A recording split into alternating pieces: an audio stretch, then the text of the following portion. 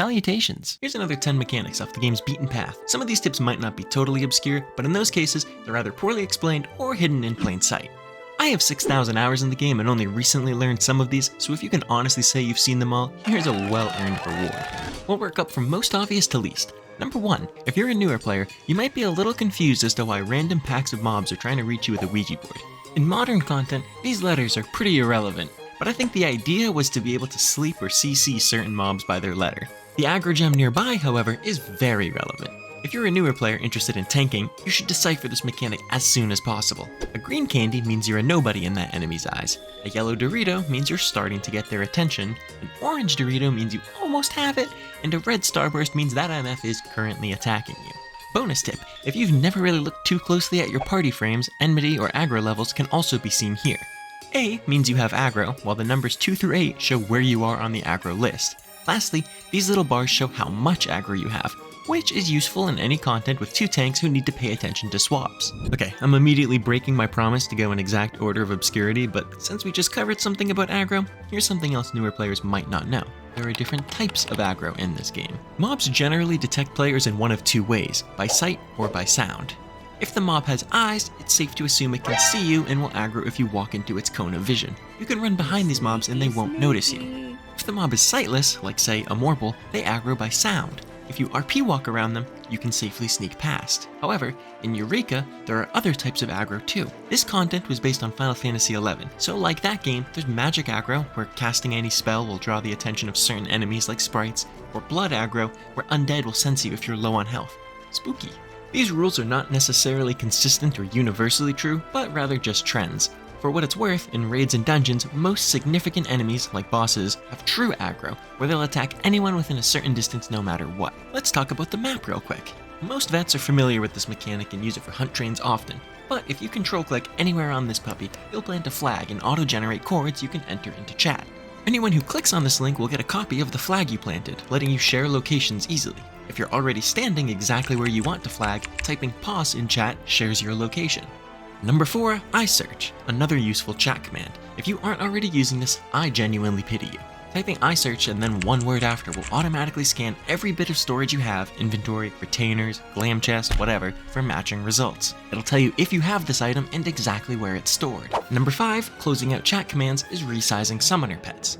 This command is a godsend. This is the full template, but if you want to shrink or, for some unholy reason, embiggen all the pets at once, you can just do all. The difference is quite dramatic, and it makes doing content with a summoner actually feasible. I, for one, like seeing my screen. If you're someone who does play with max-size summoner pets and you've suffered retina damage, you might be keen to save your gil for treatment.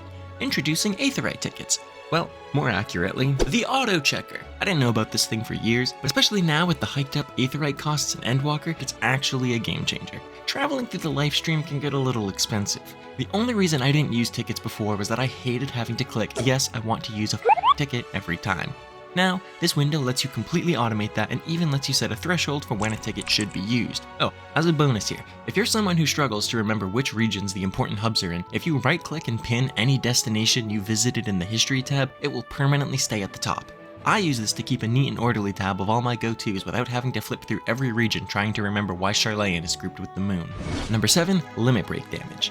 Pretty much everyone is familiar with DPS limit break.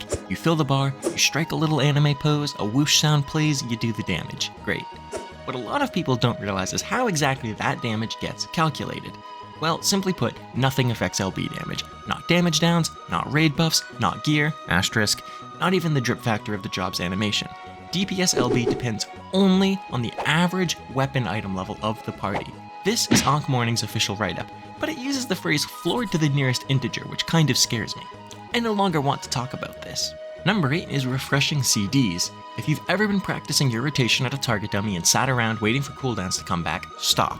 Joining any instance in the game refreshes all your cooldowns. By unsyncing or using Explorer mode, you can quickly join a random instance and leave without penalty, turning a 2-minute wait into a 5 or 10-second one. A more obvious bonus tip for those who are still not aware of this feature, you can also right-click a target dummy you're fighting and reset it, clearing all your dots and immediately dropping you out of combat.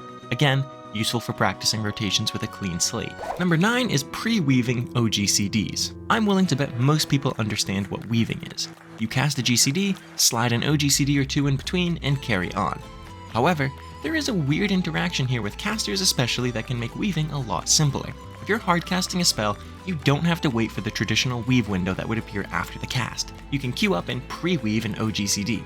This will automatically cast that ability the moment your GCD finishes, so you can keep spamming your GCD without fear of interruption. What makes this actually kind of interesting and useful is that if you weave an OGCD in this way and it's on a different target, say an Ast giving a card to an ally, the game will remember this target, and you can go back to targeting the boss before your GCD is even finished. This isn't insanely useful for many jobs, but for healers especially, it's a neat trick. Lastly, number 10. This is probably the truest hidden mechanic in this entire video because it's actually a legitimate mechanic that is legitimately hidden. First, different minions have different behaviors in this game. Living animals, like Torajiro the cat, I love him, behave more or less like, well, living animals. However, if you've had a wind-up minion out, you've probably noticed that they're a little more robotic and boring because they're, well, automatons. However, if you equip the Mammoteer title, which you get from collecting 30 follow-type minions, aka automatons, it changes their behavior to be much, much more lifelike. Whereas before you couldn't interact with them too much, now you can do all the living minion stuff like feeding them from your hand. The implication is that you're puppeteering them, which is sadly the closest we'll probably get to the puppeteer job in this game. I hope that ages poorly. Okay, if you learned anything, give me your sub or else. Thank you, bye.